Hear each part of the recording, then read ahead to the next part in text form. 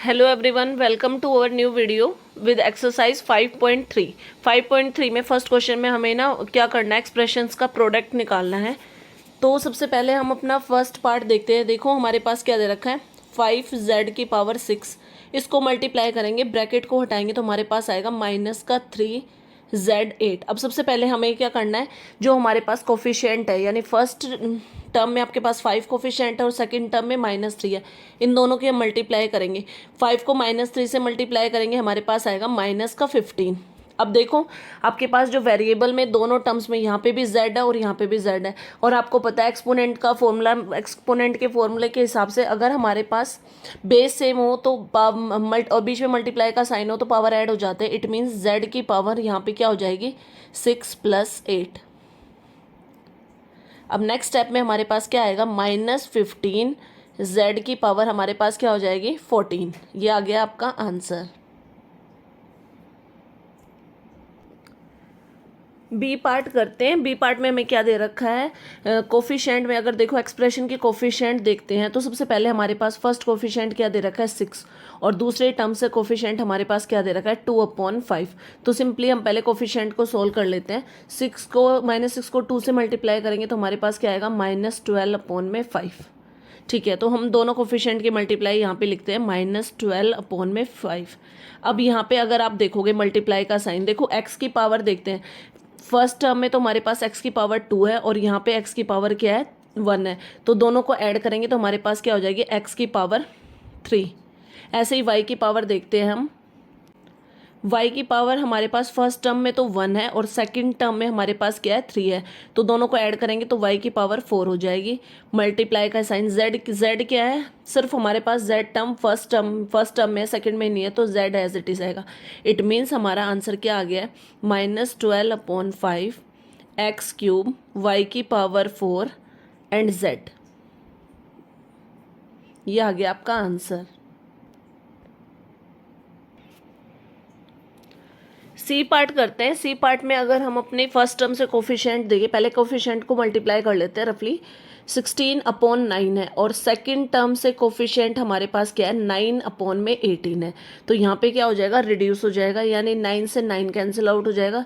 8 × 1 = 8, 8 × 2 = 16। तो आपके पास coefficient solve करने के बाद क्या है, 2।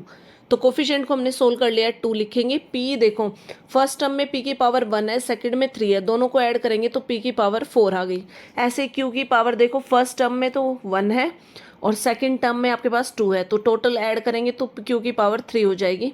r फर्स्ट टर्म में भी 1 है, सेकंड टर्म में भी 1 है, तो r की पावर क्या हो जाएगी, 2। ये आ गया है आपका answer after product. D part देखो, डी पार्ट में हमारे पास फर्स्ट टर्म से कोफिशिएंट को सोल्व कर लेते हैं। कोफिशिएंट आपको क्या दे रखा है, 50/3 फर्स्ट टर्म से, और सेकंड टर्म से क्या है, आप माइनस का साइन, -12/25। अब हम पहले इसको रिड्यूस करते हैं। 3 × 1 = 3, 3 × 4 = 12, 25 × 1 = 25, 25 × 2 = 50। और इन दोनों की मल्टीप्लाई करके हमारे पास कॉन्स्टेंट कोफिशिएंट्स की मल्टीप्लाई क्या आई है, 4 × 2 = 8, माइनस का 8। तो इन दोनों को सोल्व करके हमने सोल्व करके दिखा दिया, तो कोफिशिएंट में तो हमारे पास माइनस का 8 आ गया। अब देखो फर्स्ट टर्म में आपके पास क्या है, a की पावर 2 है और सेकंड टर्म में 1 है, तो टोटल करेंगे तो a की पावर 3 होगी। ऐसे ही b की टर्म को देखते हैं। b वेरिएबल की पावर फर्स्ट टर्म में तो 2 है और सेकंड टर्म में ओनली 1 है, तो क्या होगी, b की पावर 3। सी सिर्फ हमारे पास सेकंड टर्म में है तो वो एज इट इज आ जाएगा, तो -8 a³ b³ c। ये क्या आ गया आपका answer after product.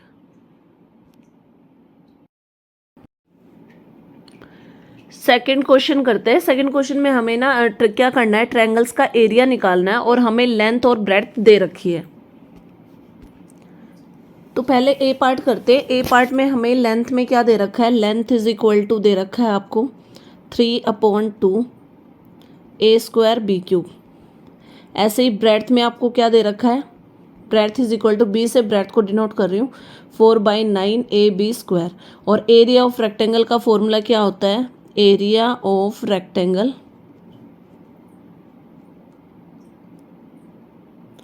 = L × b, length × breadth. तो लेंथ आपके पास क्या है, 3/2 ए स्क्वायर बी क्यूब। हम इसको क्या करेंगे, मल्टीप्लाई करेंगे 4/9 ए बी स्क्वायर से। अब यहाँ पे पहले हम अपनी कांस्टेंट टर्म को सॉल्व करते हैं। तो कांस्टेंट टर्म मैं यहाँ पे ले रही हूँ, कांस्टेंट टर्म को यहाँ पे सॉल्व करके देख, कोफिशिएंट टर्म्स जो कोफिशिएंट है ना टर्म्स के, उनको सॉल्व करके देखते हैं। 3/2 को मल्टीप्लाई करते हैं 4/9 से, तो इसको रिड्यूस करेंगे। 2 1 जा 2, 2 2 जा 4 और 3 1 जा 3, 3 3 जा 9। तो यहाँ से आपके पास कोफिशिएंट टर्म्स को सोल्व करके क्या आया है, 2/3। तो मल्टीप्लिकेशन में हमारे पास क्या आएगा, कोफिशिएंट्स की मल्टीप्लाई करके हमारे पास आया है 2/3। अब ए स्क्वायर फर्स्ट टर्म में है और ए हमारे पास सेकंड टर्म में है, तो ये 2 पावर ऐड हो जाएंगे, 2 में 1 ऐड करेंगे 3, यानी 2/3 ए क्यूब। बी क्यूब है फर्स्ट टर्म में और बी स्क्वायर है सेकंड टर्म में, तो बी की पावर क्या आ जाएगी 5। तो आपका एरिया क्या आ गया है, 2/3 ए क्यूब बी की पावर 5।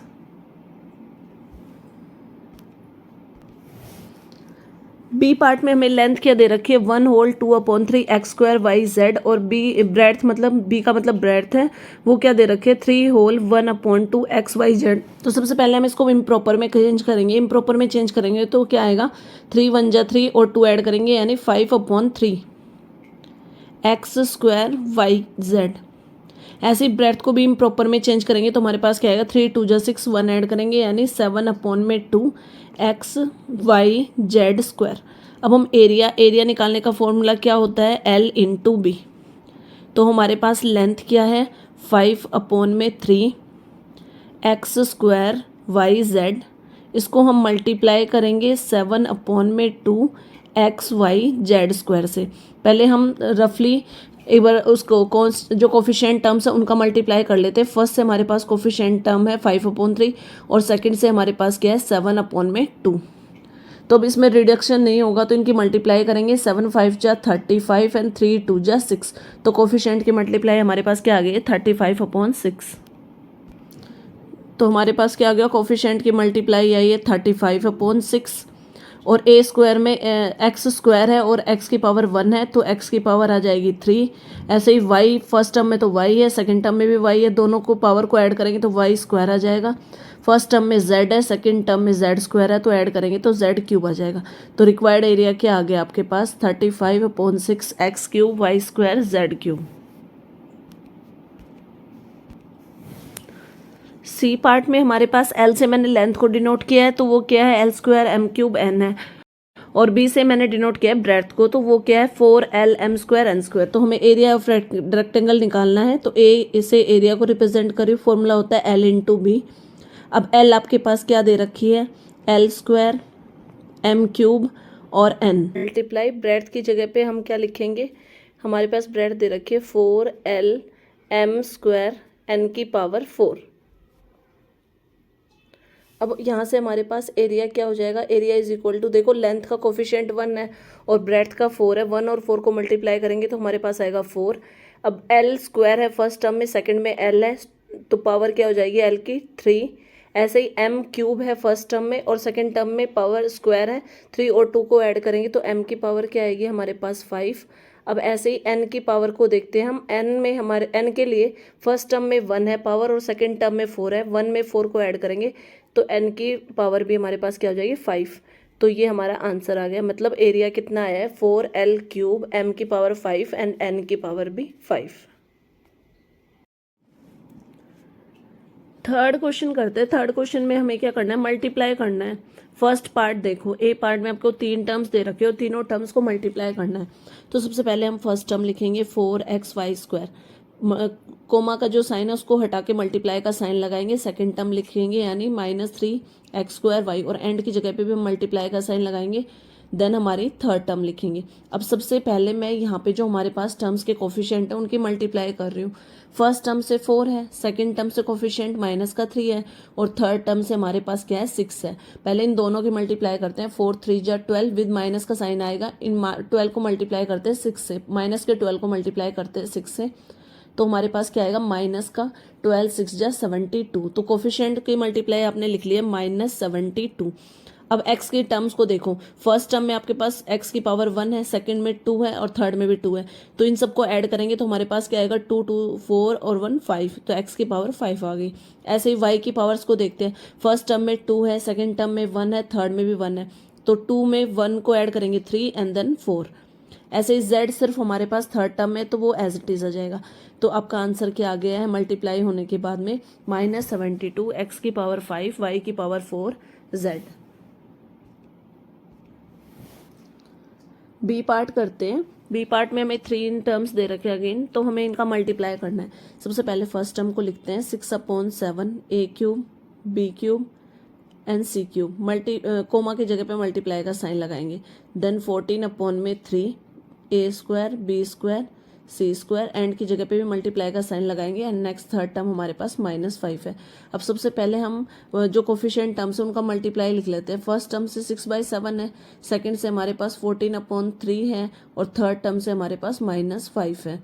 अब यहाँ पे पहले रिडक्शन हो जाएगा, 3 1 जा 3, 3 2 जा 6, 7 1 जा 7, 7 2 जा 14, और इनकी मल्टीप्लाई करेंगे तो हमारे पास क्या आएगा, 2 2 जा 4, 4 को जब हम -5 से मल्टीप्लाई करेंगे तो कोफिशिएंट की मल्टीप्लाई हमारे पास क्या आ गई है, -20।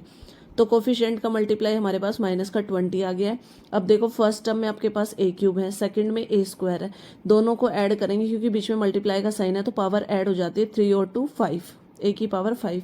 ऐसे b को देखो, b में क्या है आपके पास, फर्स्ट टर्म में तो b की पावर 3 है, सेकंड में 2 है, तो अब क्या हो जाएगा, 3 में 2 ऐड करेंगे, b की पावर 5। ऐसे ही थर्ड टर्म को देखेंगे, c की पावर 2 है और c की पावर 2 है फर्स्ट टर्म से, और सेकंड टर्म से भी आपका वेरिएबल क्या है, c की पावर 2, दोनों को ऐड करेंगे तो हमारे पास क्या आ जाएगा, c की पावर 4। और ये क्या आ गया आपका आंसर आफ्टर मल्टीप्लिकेशन। हमारा आंसर आया है -20, a की पावर 5, b की पावर 5 एंड c की पावर 5। सी पार्ट करते हैं। सी पार्ट में हमें 4 टर्म्स दे रखी, चारों टर्म्स को मल्टीप्लाई करना है। तो पहले फर्स्ट टर्म लिखते हैं -8/15 x की पावर 3, कोमा की जगह पे मल्टीप्लाई का साइन यूज़ करेंगे। सेकंड टर्म -3/4 x की power 4 y square. Third term में कोमा की जगह पे अगेन मल्टीप्लाई का sign 9/16 x y cube z, और एंड की जगह पे अगेन हमारा मल्टीप्लाई का साइन आएगा -y/z स्क्वायर। अब सबसे पहले ना हम अपनी कोफिशिएंट टर्म्स का मल्टीप्लिकेशन करके देखते हैं। देखो फर्स्ट टर्म से तो हमारे पास -8/15 है, सेकंड टर्म से कोफिशिएंट क्या है, -3/4, थर्ड टर्म से क्या है आपका 9/16, और फोर्थ टर्म से क्या है माइनस का 1, कुछ नहीं है मतलब 1 विद साइन आता है। अब इसको रिड्यूस करके देखते हैं। देखो 4 1 जा 4, 4 2 जा 8, अब 2 1 जा 2, 2 8 जा 16, 3 1 जा 3, 3 5 जा 15। अब ऊपर वाले पहले इस टर्म्स इसको सॉल्व करती हूँ मैं। ऊपर हमारे पास क्या बच रहा है, माइनस माइनस प्लस हो जाएगा, ओनली 9, न्यूमरेटर में 9 बच रहा है। 8 को 5 से मल्टीप्लाई करेंगे 40, और अब हम इसको क्या करना है, -1 जो हमारा लास्ट कोफिशिएंट था उससे मल्टीप्लाई कराते हैं। मल्टीप्लाई करने के बाद हमारे पास कोफिशिएंट्स की मल्टीप्लाई क्या आएगी, -9/40। अब हमने कोफिशिएंट्स की मल्टीप्लाई कर ली है। कोफिशिएंट्स की मल्टीप्लाई क्या आई है, -9/40। अब देखो x की टर्म्स को देखते हैं। सबसे पहले हमारे पास फर्स्ट टर्म में क्या है, x क्यूब है, सेकंड टर्म में हमारे पास क्या है, x की पावर 4, 4 और 3 को प्लस करेंगे 7 हो गया, और थर्ड टर्म में एक और है x, तो x की पावर 1 है, यानी टोटल x की पावर हमारे पास कितनी आ गई है, 8। अब हम y की पावर को देखते हैं, y वेरिएबल को देखते हैं। देखो फर्स्ट टर्म में तो y की पावर 2 है, थर्ड टर्म में 3 है, 3 और 2 को ऐड किया 5, और लास्ट टर्म में हमारे पास क्या है, 1 है, तो y की पावर क्या आ गई आपके पास, 6। अब z की पावर देखते हैं। फर्स्ट 2 टर्म्स में तो z वेरिएबल है ही नहीं, थर्ड टर्म में देखेंगे तो z की पावर 1 है, और सेकेंड टर्म लास्ट टर्म में क्या है, 2 है, 2 में 1 ऐड करेंगे तो z की पावर क्या आ गई है, 3। तो -9/40, x की पावर 8, y की पावर 6, z की पावर 3, ये क्या आ गया आपका answer after multiplication. Last part D part करते हैं। डी पार्ट में भी हमारे पास 4 टर्म्स है। तो सबसे पहले हम फर्स्ट टर्म को लिखते हैं 5x की पावर 6, कोमा की को हटाएंगे, मल्टीप्लाई का साइन लगाएंगे। देन सेकंड टर्म -10 xy का स्क्वायर। थर्ड टर्म से पहले कोमा है, मल्टीप्लाई का साइन लगाएंगे। Third term -1/25 x square y square. And की जगह पे भी हम मल्टीप्लाई का साइन लगाएंगे और लास्ट में हमारे पास कांस्टेंट टर्म है -15। सबसे पहले हम कांस्टेंट को सोल्व करते कोफिशिएंट्स को सोल्व कर लेते हैं सारे टर्म से। 5 है, माइनस का 10 है, देन माइनस का 1/25 है और देन हमारे पास लास्ट क्या है, माइनस का 15 है। अब हमारे पास क्या हो जाएगा, पहले इन दो टर्म्स को सोल्व कर लेते हैं। पहले इन तीनों टर्म्स को ही सोल्व कर लेते हैं हम। रिड्यूस करते हैं। 5 1 जा 5, 5 5 जा 25, 5 1 जा 5, 5 2 जा 10। तो अब देखो यहाँ पे जो ये इस पूरे टर्म को अगर हम सॉल्व करते हैं मल्टीप्लिकेशन का, तो हमारे पास क्या बचा है, माइनस का 2 है और माइनस का 1 है। माइनस का 2 और माइनस का 1 की मल्टीप्लाई करेंगे तो माइनस माइनस प्लस हो जाएगा, हमारे पास आ गया 2। अब इसको हम मल्टीप्लाई करते हैं लास्ट कोफिशिएंट से यानी -15 से। तो हमारे पास क्या आया, 15 को 2 से मल्टीप्लाई करेंगे 30 और साइन आ गया माइनस का। तो यानी कोफिशिएंट की मल्टीप्लाई करके हमारे पास क्या आया, माइनस का 30। अब कोफिशिएंट की मल्टीप्लाई हमने कर ली, हमारे पास -30 आया था।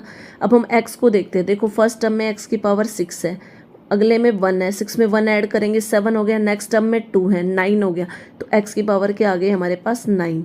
ऐसे ही सेकंड वेरिएबल देखते हैं, y का वेरिएबल है। फर्स्ट टर्म में तो है ही नहीं, सेकंड टर्म में y की पावर 2 है, थर्ड टर्म में y की पावर फर्स्ट टर्म में क्या है 2 है और सेकंड टर्म में क्या है 3 है। दोनों को ऐड करेंगे तो हमारे पास क्या आ जाएगा, y की पावर 5। तो आपका आंसर क्या आ गया है, -30, x की पावर 9, y की पावर 5। ये आ गया आपका answer after multiplication.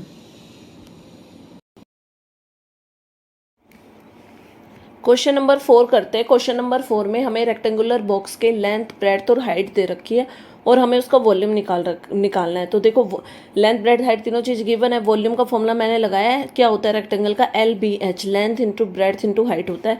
Volume is equal to length की जगह पे 3.5 x²y, ब्रेड्थ की जगह पे 1.3 x³ और हाइट की जगह पे 0.5 x²। तो सबसे पहले हम क्या करेंगे, हमारे पास जो कॉन्स्टेंट टर्म दे रखे हैं हम उनकी मल्टीप्लाई करते हैं। 3.5 को मल्टीप्लाई करेंगे 1.3 से और इसको मल्टीप्लाई करेंगे 0.5 से। अब इनकी मल्टीप्लाई करने के बाद में हमारे पास आता है 2.275। कोफिशिएंट्स की मल्टीप्लाई हमने कर ली है।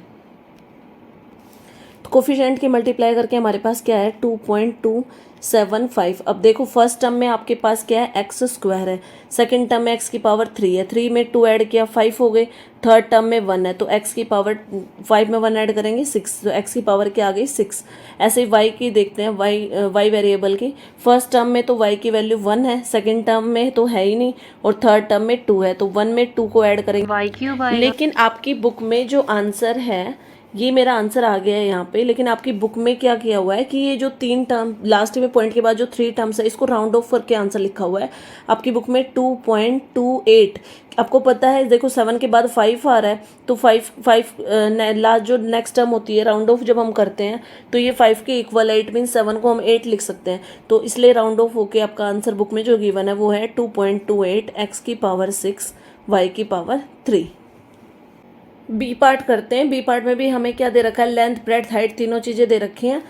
अगेन वही फॉर्मूला यूज़ करेंगे, v is equal to LBH। v l की जगह पे लिखूँ, लेंथ क्या दे रखी है आपको, L³ m की पावर 4, इसको मल्टीप्लाई करेंगे ब्रेड्थ क्या दे रखा है आपको, m² n की पावर 5।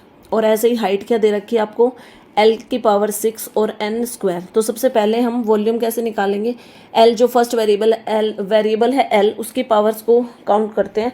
देखो फर्स्ट टर्म में आपके पास है L की पावर 3 और सेकंड टर्म में तो L है ही नहीं, थर्ड टर्म में L की पावर 6 है, तो 6 में 3 ऐड करेंगे तो हमारे पास L की पावर आ गई है 9।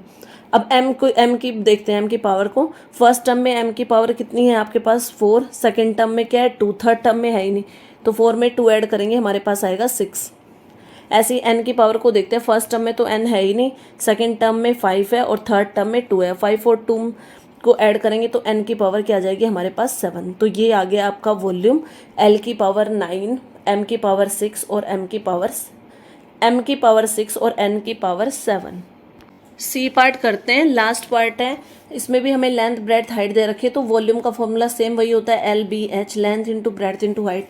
तो पहले लेंथ लिखते हैं। लेंथ हमें क्या दे रखी है, ऊपर बॉक्स से देखेंगे तो 3a² b³ c², फिर मल्टीप्लाई का साइन। ब्रेथ की रखो वैल्यू 5, ए की पावर 4, बी स्क्वायर, सी की पावर 5। अब ऐसे ही हाइट की वैल्यू रखते हैं 2, ए क्यूब, बी की पावर 5, सी स्क्वायर। अब कांस्टेंट टर्म की हम डायरेक्ट भी मल्टीप्लाई कर सकते हैं। देखो 3 को 5 से मल्टीप्लाई करेंगे 15, 15 को 2 से मल्टीप्लाई करेंगे 30।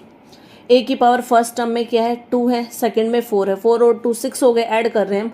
और थर्ड टर्म में क्या है 3 है, 6 में 3 ऐड करेंगे तो ए की पावर क्या आ गई आपके पास 9। अब बी की वैल्यू बी की पावर को देखते हैं। फर्स्ट टर्म में 3 है, सेकंड में 2 है, 3 और 2 को ऐड किया 5 आ गया। और थर्ड टर्म में क्या है 5 है, 5 और 5 को ऐड करेंगे तो बी की पावर क्या आ गई आपके पास 10। और सी की पावर को देखते हैं। अब सी हमारे पास फर्स्ट टर्म में तो 2 है, थर्ड टर्म में 5 है, 2 और 5 को ऐड करेंगे 7, अगेन 2 को ऐड करेंगे तो 9। तो आपका आंसर क्या आ गया है, वॉल्यूम 30, ए की पावर 9, बी की पावर 10 एंड सी की पावर 9।